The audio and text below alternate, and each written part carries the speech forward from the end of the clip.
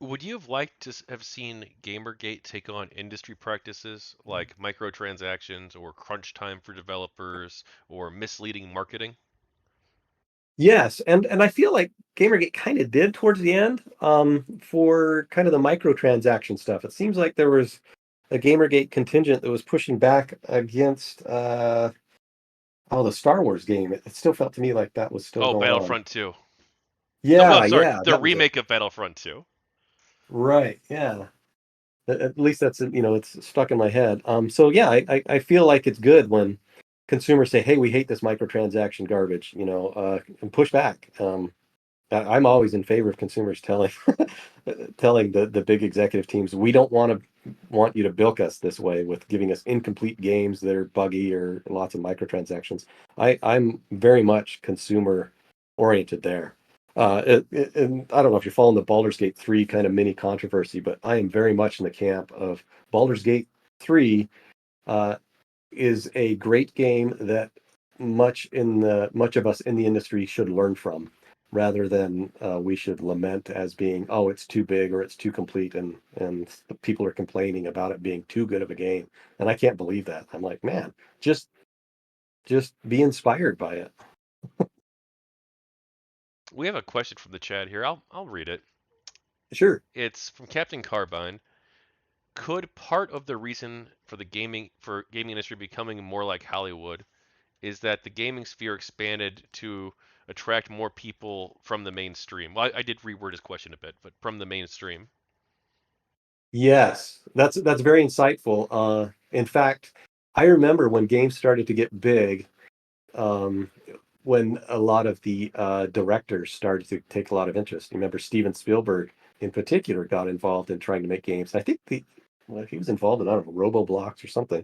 But there was a Hollywood push to try and come in and teach all of us video game guys how to make games great. In fact, Jurassic Park Trespasser, that game came out around 1990, 96, 97, and that was heralding, like, okay, Hollywood's going to come in and they're going to show us how to make games profitable, and they're going to be great, and they're going to be cinematic. And it really fell apart because at that time, Hollywood didn't seem to understand that games, because they're participatory, are a completely different development cycle than movies are, and that collision that happened, I think, in the late 1990s, started us on a path towards the Hollywoodization of AAA. That it just started the ball rolling towards bigger and bigger cinematics and more that direction, which is fine. A lot of people love it, but that's where I think it got started. Does that kind of answer that question? That I do think that, yeah, it really did become Hollywoodized as the money came in and as Hollywood took notice. Yeah, it was a question from chat, so I don't know if it answered it or not, because I'm not him. But he'll probably reply in a minute. Um, I when I was younger, I had a perception that I love gaming, but it does seem like there is this trend in the industry to try and almost like I'm not sure I'd say dumb things down, but simplify things. Because I used to play a lot of games like Resident Evil, these Hmm. survival horror games, and of course are you familiar with that series? Yes, yeah. Okay. So the original games were much more survival horror focused, but over time the series took on a much more action adventure kind of feel, which is Yes. fine. I do like Resident Evil 4. I do like Resident Evil 5. I think they're really good games actually, but it seems like a lot of the changes were made to make it appeal to a wider audience than just the very niche market of people who like this limited ammunition, extremely low health, you're gonna die in 3 hits, from anything, kind of gameplay, and they made it much more of a run around, blow shit up kind of thing, which is Right. cool. Yeah. There's a place for games like that for sure, um, and they were done well. But I felt like we were moving away from these more niche markets or games like Descent, where you would have, it's like this Hmm. extremely. Do you remember that? Oh yeah, I used to play Descent on a LAN server uh, back in Morpheus Interactive in 1995. We Yeah, it was awesome. We loved that game. Descent was great. Yeah, it was great. But it seems like there was a move away from these more niche products, these more niche genres. And even when games were made in those genres, in theory, a lot of the mechanics had been changed to make it more easy for the everyday person who isn't familiar with that kind of specific niche to jump in. Yeah. No, I totally agree that over time, as the game industry's grown and grown, it's necessarily become more and more mass market, trying to funnel people into the games. What what I think is interesting is that games like Baldur's Gate 3 and some others have shown that you can kind of appeal both to the mass market and to the more I don't know what you call them. What would you call them? More hardcore gamers, I guess. Guys who like more of a challenge through things like difficulty levels or changing how the game fits together. Just just generally in terms of what they lay out to you or what they expose to you as you experience the game. So I think there's a way to get there, but you're absolutely right that over time, as games have gotten broader, they've moved more and more mass market, where the more hardcore stuff I think tends to be independent.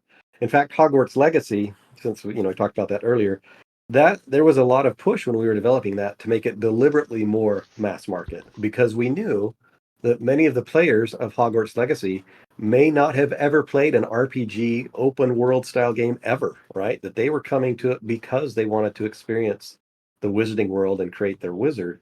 And so Hogwarts Legacy, from a design standpoint, had that difficult challenge of how do you funnel people in who have never touched a game like this, but still be appealing and interesting to people who have played, a whole bunch of them. And I think they struck a pretty good balance there. Um, because in the end, Hogwarts Legacy is not a really great or innovative game from a gameplay standpoint, but I think it hit all the right notes from a property standpoint and from making people feel like they were really engaged with the wizarding world, which was the note that it needed to hit and why it was so successful. Right, I think that's the best way to do it, where you have oh fuck, I was playing a game the other day where I felt they did a really good job of introducing different gameplay elements very over time. So you're not just like, oh, I'm thrown in and then I'm thrown into Europa Universalis and I know have no idea what I'm doing, but where it'll gradually introduce the mechanics, and so you're learning it as you go. I can't remember what game it was. They did it so well though. Yeah, I like Hogwarts Legacy being built by Avalanche because they did the Avalanche or they did the Infinity games, which were aimed at younger audience, right? So I think you can see some of that legacy coming into Hogwarts Legacy uh, as players are introduced to the game. If you're not a new player to an open world RPG, Hogwarts Legacy is a pretty light introduction. It'll teach you, the main mechanics, and then if you go and play the more hardcore ones, you'll be well versed in it. So I think they did a pretty good job of introducing people to it. Oh, Final Fantasy 14. Final Fantasy Oh, 14. They have a I very haven't good played that. tutorial. Very good tutorial. Because it's not even a tutorial. It's throwing you in, and then as you naturally progress, it teaches you more and more things. But it's not all at once. It's over the course of the game, so you're not getting sucked out of it. I should check that out. I really appreciate a well-made tutorial that teaches you a lot of stuff and is fun. I mean, that's hard to do. Yeah. And I do feel like obviously you're more of a AAA dev, but I feel like a lot of indie developers too. We have seen this resurgence in more niche markets. Like one game that I've played recently that I love is Signalis. Have you played that?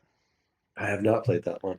It's an indie game, but I think it was made by like two or three people, and it's made very much in the vein of Resident Evil and like these old ancient survival horror games. But it's very well done, amazing. I have not beat it yet, but I'm a kind of a scaredy cat when it comes to horror games. I love them, but I get too scared sometimes. Yeah. Um, like I don't know, we're just talking horror games. So I've played a lot of Dead by Daylight.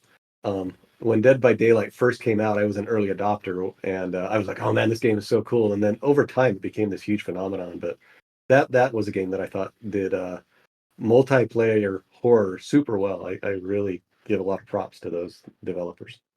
Yeah, I've played a Sad one.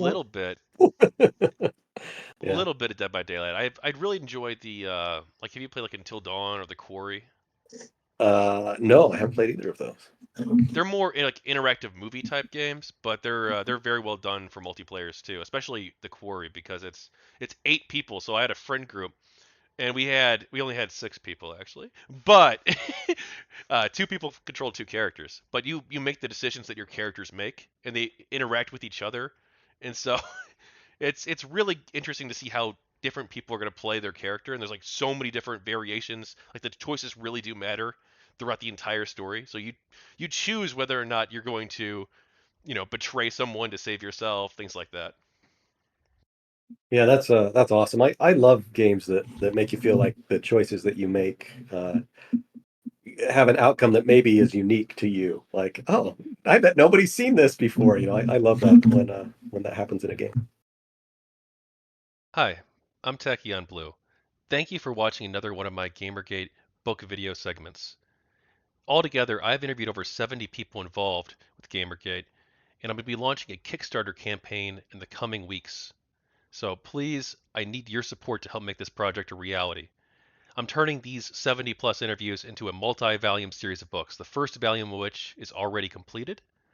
And so I'd like you to please stay tuned for more information about the Kickstarter. And if you haven't already, please like, subscribe, and comment. More updates will be coming in the near future. Thank you, and take care.